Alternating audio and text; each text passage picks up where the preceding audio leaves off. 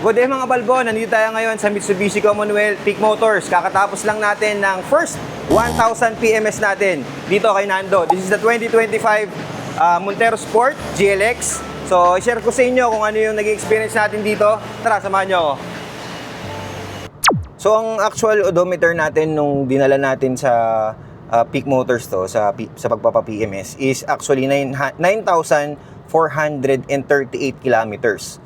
So, yung alert niya, actually, lumitaw yun around mga 9,300, ganun. Nung pumalo siya ng ganung kilometrahe or dito sa odometer, nagwa-warning na siya na maintenance is required.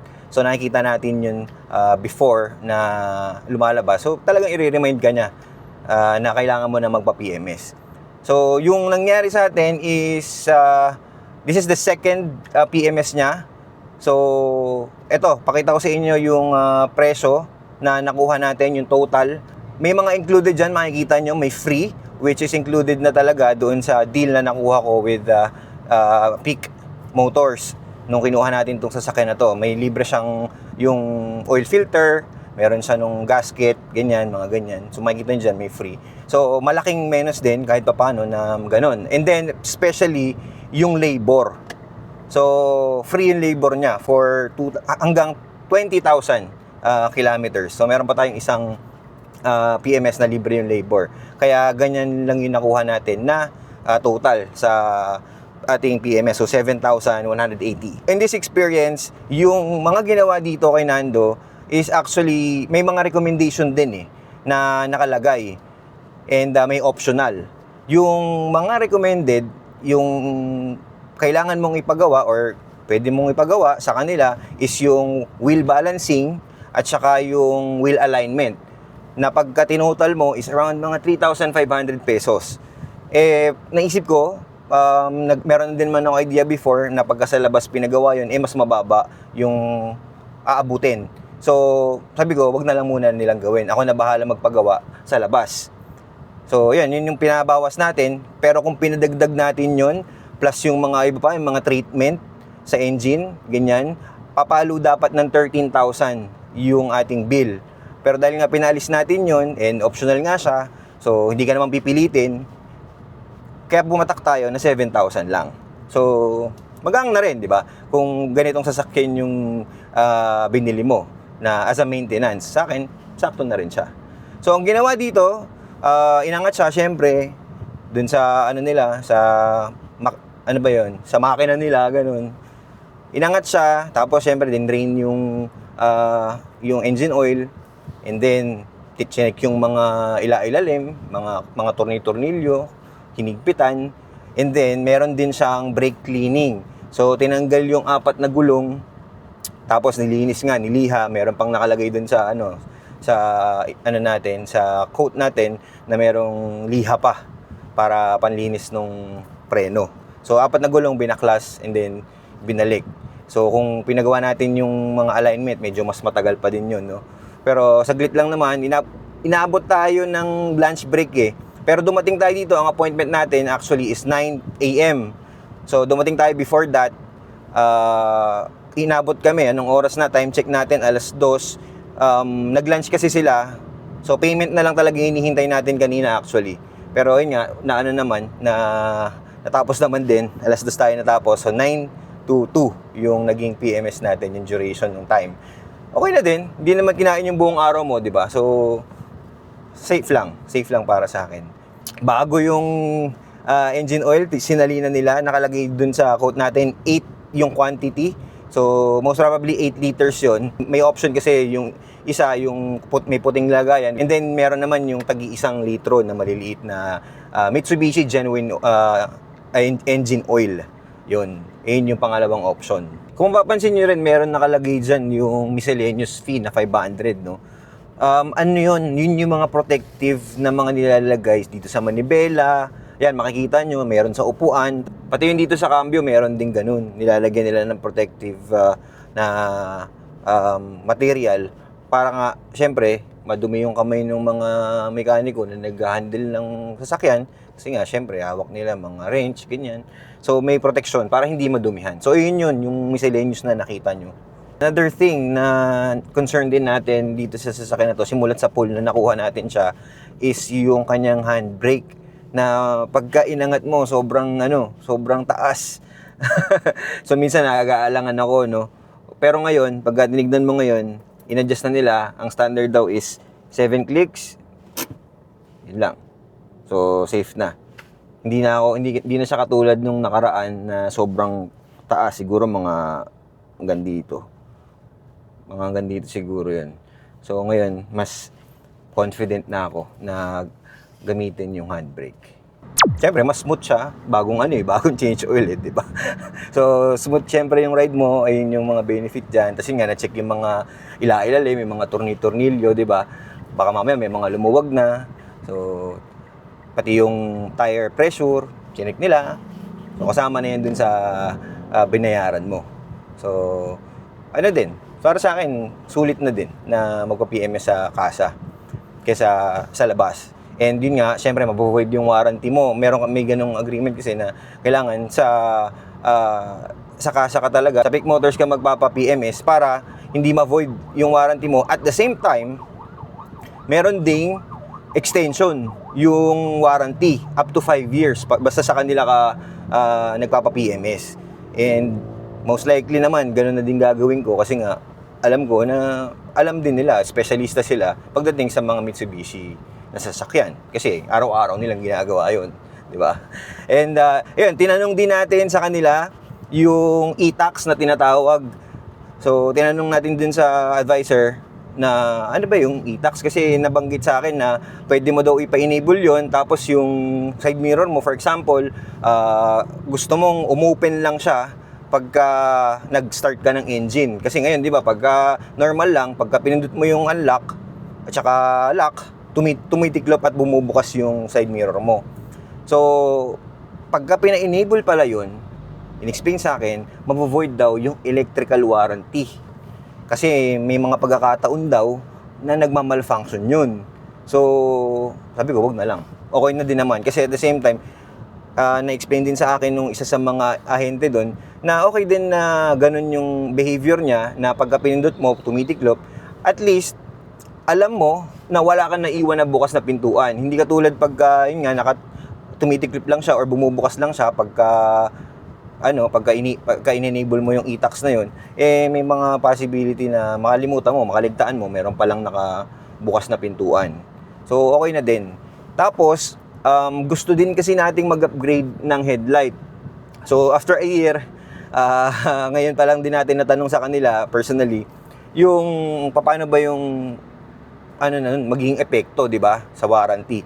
Sabi sa akin, basta daw plug and play, may sariling relay, yung bulb na ikakabit, wala namang problema.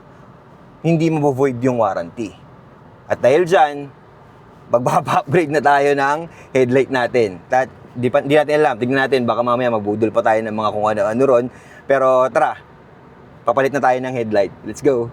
So dito tayo napadpad sa may Araneta Avenue. Itong daan na to, tol, papunta to ng SM Center Point or SM Santa Mesa na ngayon. Well, lumaki akong SM Center Point yon. Nandito tayo sa Philbest. Ayan, Philbest. So makikita nyo dito along lang ng Araneta Avenue. Actually, galing na kami dito ni Utol last mga 2 weeks ago. Nagpapalit din siya ng kanyang headlight. And ang ganda nung naging performance. Kaya sabi ko, dito na rin ako magpapakabit ng aking headlight. So napili natin, magandang hapon po, ma'am. Yan, napili natin, ito, magandang klase ito. Ito din yung kinabit ni Utol sa kanya, sa high ace niya. Ito yung day lead. Yan, tingnan natin, buksan natin. Kuya Noah, patulong ako. Ilang lumens po to, tita? Yan, so 8,500 lumens. So malakas na to, tol. Plug and play siya. So pagka kinabit natin, matitesting natin mamaya. Pero ayun nga, na-testing ko na to, nakita ko na to sa high ace. So good quality yung kanyang binibigay. So itong ganitong set is 2,300. And then kumuha na rin tayo ng wiper natin na ito 500 hybrid wiper, Ultima yung brand. Yan.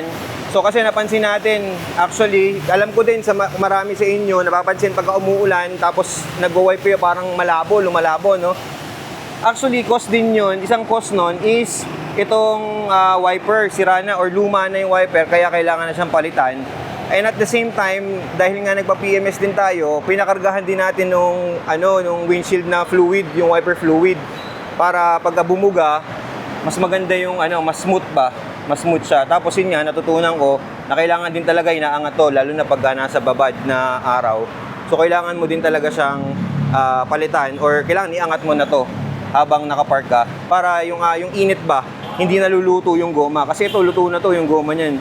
Kaya papalitan na natin siya nito. Ito, banana type na wiper. Ayan. Diba?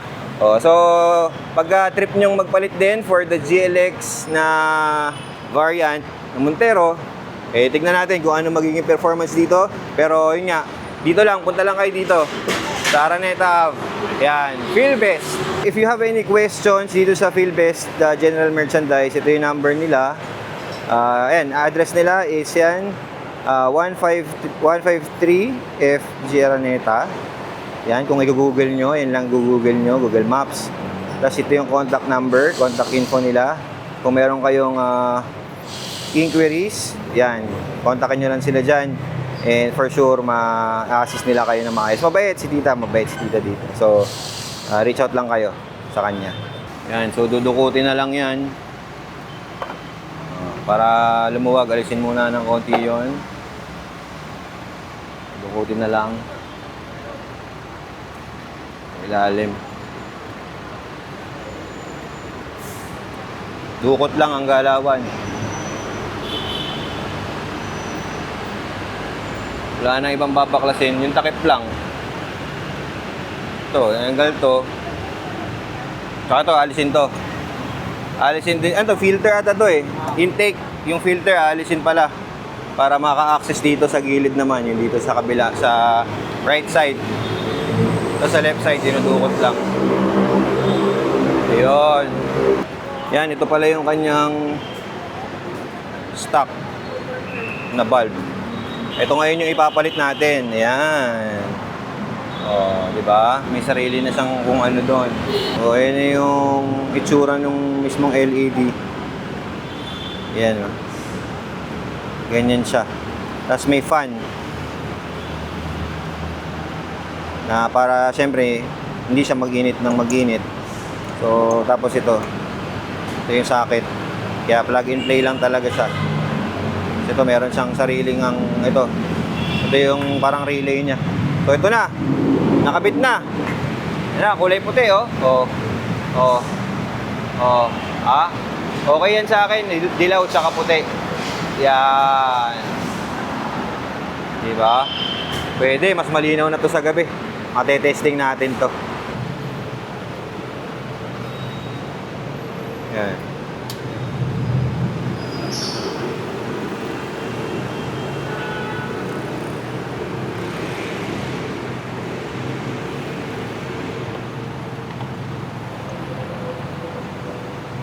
Yan, move away lang ng konti. Parang ililihis lang. Tingnan natin kung kayang dukutin. Bakan ko na lang, boss. Bakan natin. Para madukot niya. Kaya.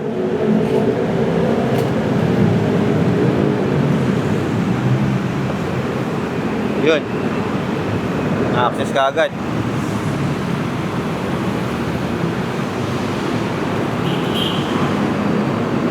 Dukot. Tamang dukot. Pagalingan dumukot dito, hindi pwedeng mahina dumukot dito. Tamang dukot lang. Sana makuha. Yun, nakuha na kagad. Balik na tayo ng ating LED natin. Ayan. Sakto, nakita din natin yung filter natin. Maayos pa naman. Binugahan daw yan eh. Ayan malinis pa yung filter. Binugahan lang kanina. Hindi natin nasilip kanina eh. Hindi man natin masisilip yan eh. medyo limitado yung mga footage natin dun kasi bawal talaga ang mag-capture dun. So, yun lang, kaya mga glimpse lang yung napakita natin sa inyo kanina. Pero yun, buti lang nasilip din natin ngayon. Yan, ilaw na. Yan na siya. May ilaw na siya, parehas. Kabila, puti na. Oh. Diba? So, titignan ngayon natin yan sa gabi. In 3, 2, 1. O yan, kita-kita natin tol, oh. Ganyang kalakas yung napalit natin na ilaw. So, ano talaga, satisfied ako sa sa ginawa nating upgrade sa headlight natin. So, low yung na-upgrade lang natin na yung low. Pero kasi yung high natin, yan pa rin, kulay dilaw pa rin. Kasi nga hindi natin siya mapalitan as I mentioned earlier. Pero, ayan na, para sa akin, ang laking improvement nung napalitan natin siya ng LED na, ayan, kulay puti. So, hindi katulad before na talagang malabo.